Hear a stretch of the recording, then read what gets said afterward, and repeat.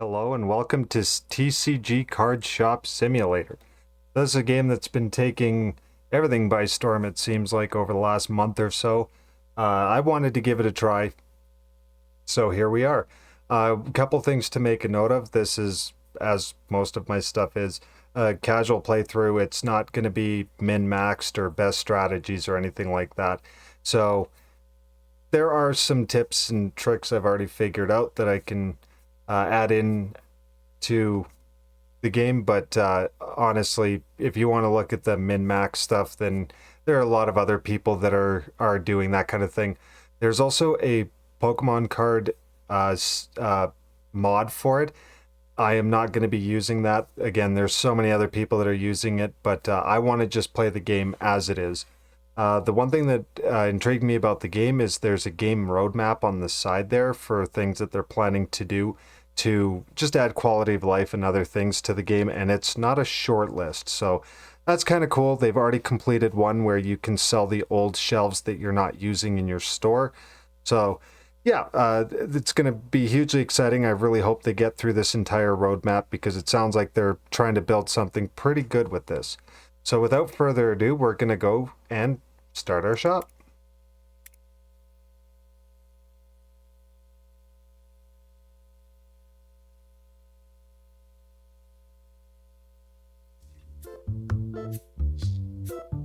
Okay, so now that we are here, as you can see, I have decided that my normal 10-hour a day, 5, 6, 7 day a week job wasn't enough. So now I'm going to open up a shop where I work 13 hours a day, 7 days a week.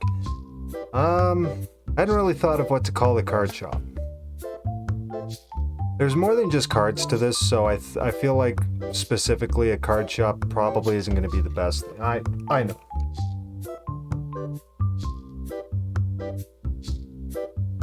Oh, there's a typo right there already. We're starting off strong. We'll call it, you know what, the Captain's Corner. It's my little corner. I wish I could have had the corner unit, but alas, apparently those are very expensive. So as you can see, I quit my job, I sold all my worldly possessions, I sold my dog. Okay, I didn't sell the dog, but yeah, no, I didn't sell the dog. He's still there. So we have a shop with a shelf and a point of sales unit, and that's it. We have no inventory or anything. So when you start this up, the time before you open up the shop is never ending. As you can see in the top left corner, it says day 1, 8 a.m. That clock will not move until I open the shop. So we're going to get things set up and ready to go. In our little heads up menu here, you can see there's a lot of different options. We'll go over them over time, but the two that are going to get you your stock are the stock order and the tabletop. So we're going to start with 2 packs of cards, or 2 boxes of cards, but there's other stuff you can get as you level up, like card sleeves, cleansers. Those will be important. Dice, deck boxes, a collection book, things like that. So, oh, and figurines. You can get figurines as well. So there's lots of stuff to unlock. You have to purchase the licenses for everything, so that's going to be a cost before you even purchase stock, so keep that in mind when you're looking at expanding your inventory. But we're going to start off nice and simple. Before the shop opens, we're going to make sure there's stuff people can buy. Empty out the box.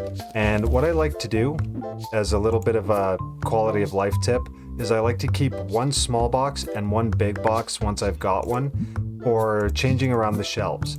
I get a decent start to the market price. Anyways, I keep 1 of each size box because when you go to change around the shelves, if you don't have that, you have to move a lot of items one by one, and that's very cumbersome. So that's just a little quality of life tip I've got. Keeping 1 empty box in the corner isn't gonna leave a negative impact for the customers. And these are the reviews. So we start with 0 stars, and people will rate us out of 5 stars depending on how their experience was. And you want that number to obviously be nice and high and, entice people to come down and buy stuff.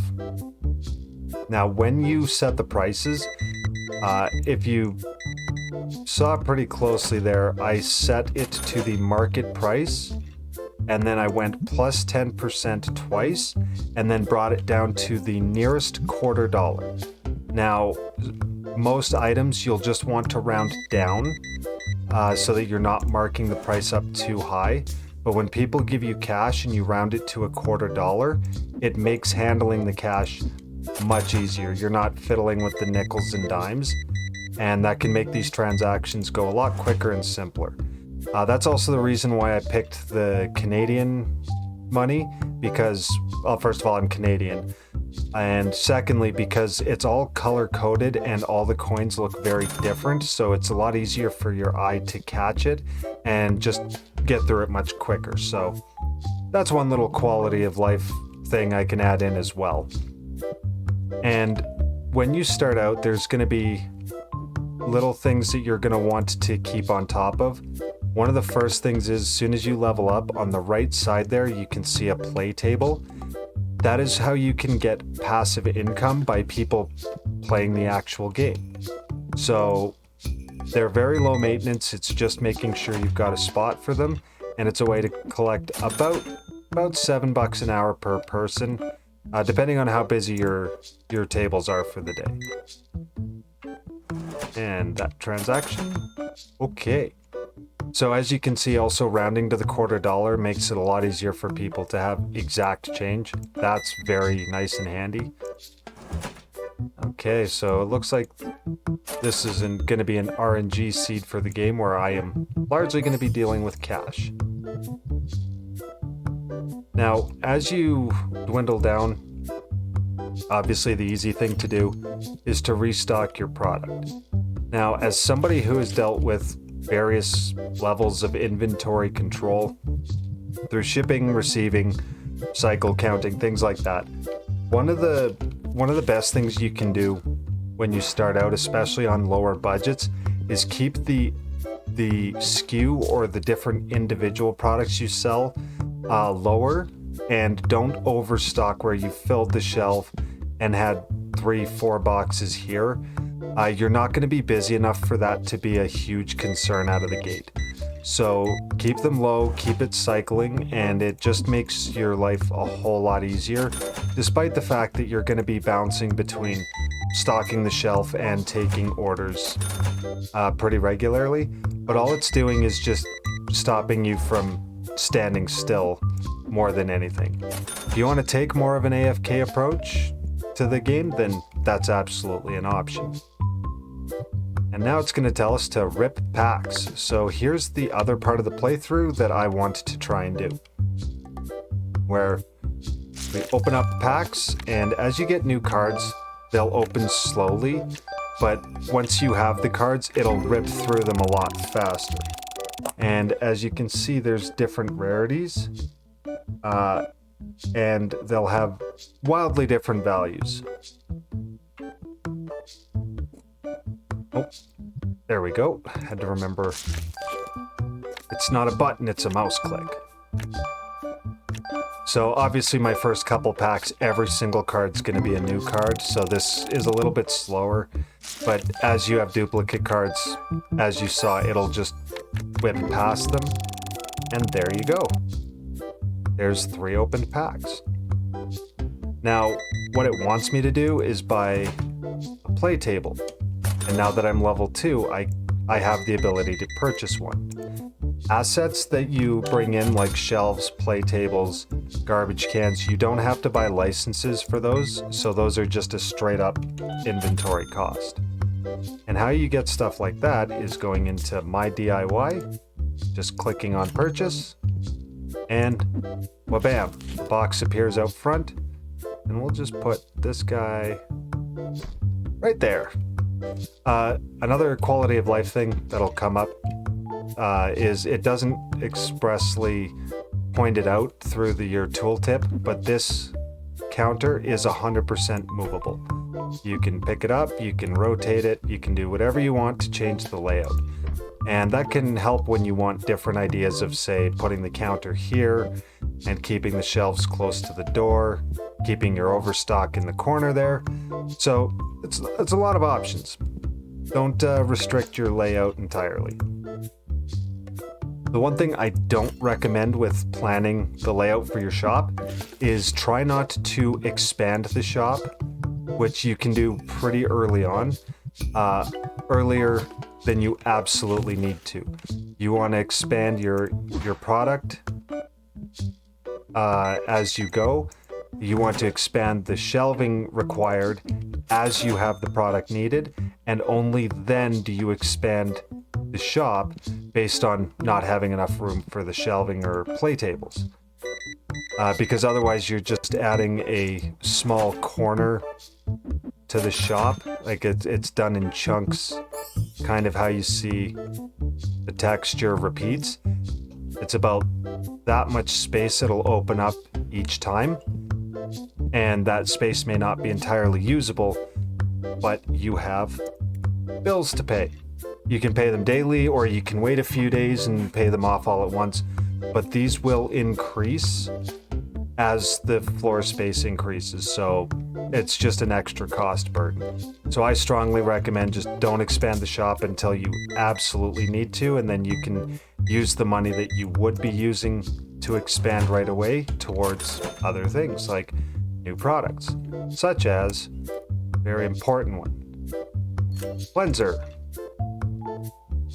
There is a mechanic with this game where certain customers will come in and they will have this green cloud around them, indicating that they do not smell good.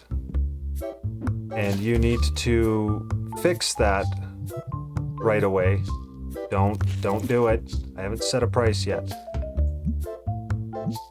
You want to fix that right away so that they're not upsetting other customers, which will bring your store rating down. And customers will straight up say, you know, it's a bad day to have a nose or something and leave a 1-star review, which you don't want. So trying to get those customers as early as possible when they come in so that they don't do that is kind of important. But if your rating does come down a bit, it's not the end of the world. I haven't seen a significant impact between having a 4.75 versus like a 3.9 or something. It's not massive. But I think if it's an ongoing issue, that would be a further problem. So it's hard to say. But again, if customers are offending other customers, probably just want to fix it and leave it at that. Plus, you can absolutely sell these cleansers and people do purchase them, so it's just another item for you to sell. Take care of this transaction, 25 cents. Now, about 4:30, 5 o'clock at night is when you want to finally turn the lights on in here. It doesn't save you a whole ton of money, but it will save you money on electricity if you wait to turn the lights on to when you need them, as opposed to turning them on right at 8 o'clock in the morning. So that's something to consider. But if you're not that concerned about it, then I guess you're not that concerned about it.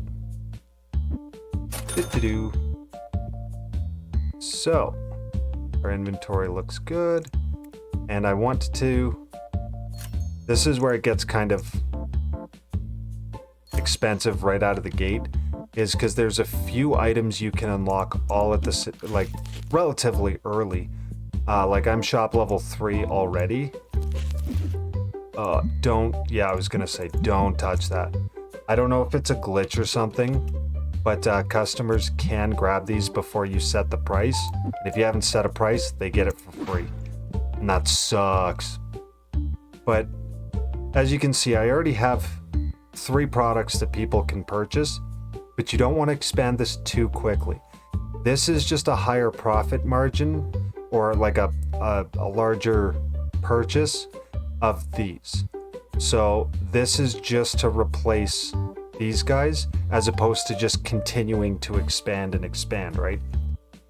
If you have too many SKUs and too much overstock, then you get a whole lot of items that just don't move anywhere.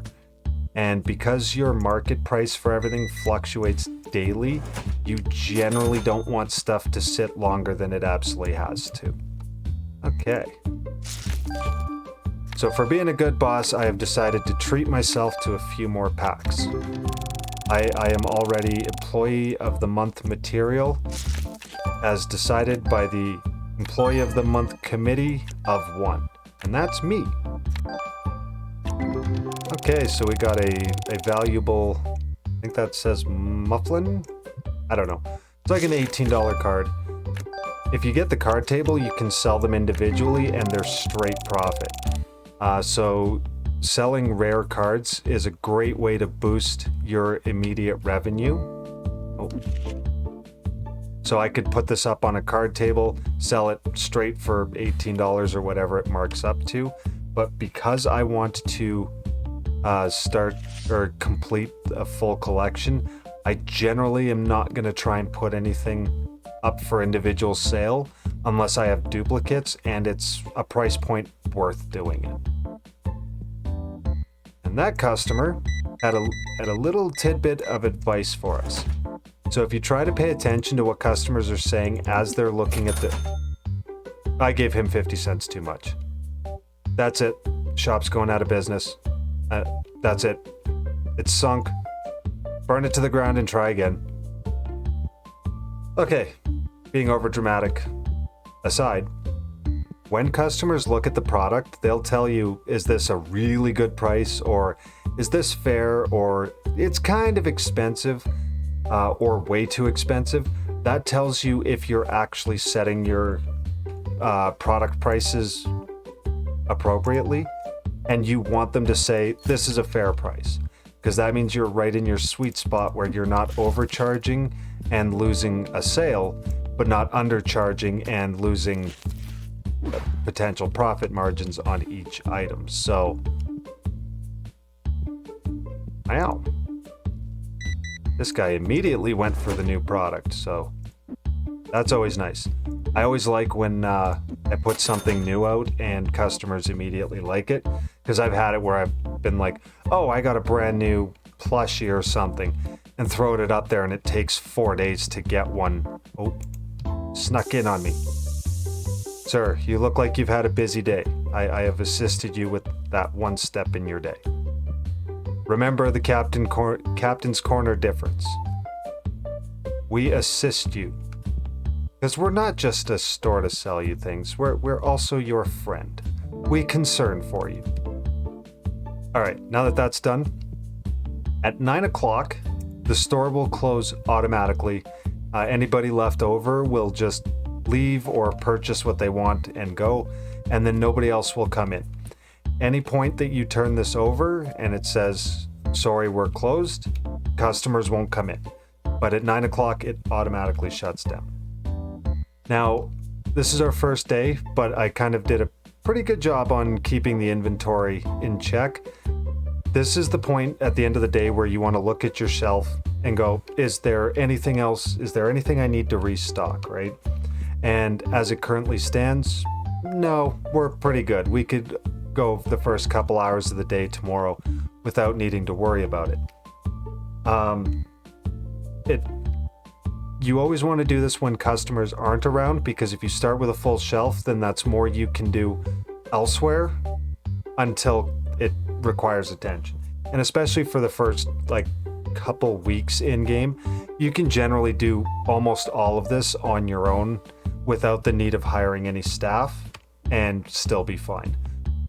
So what I want to do is take a gander at our top pull today. Mufflin, Silver Edition. Nice.